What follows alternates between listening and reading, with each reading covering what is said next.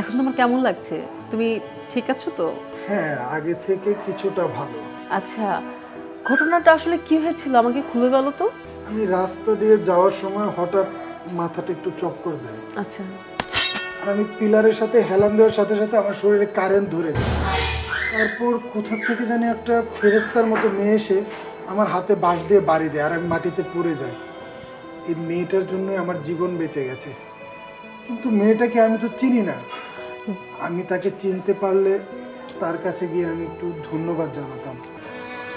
ভাই, আপনি তো বাইচে আছেন, সমস্যা তো একটা হয়েছে। আরে কি সমস্যা?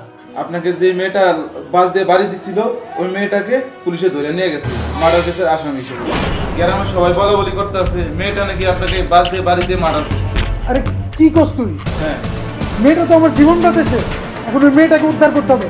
এই চলো চলো চলো, থানায় যাই, চলো চলো।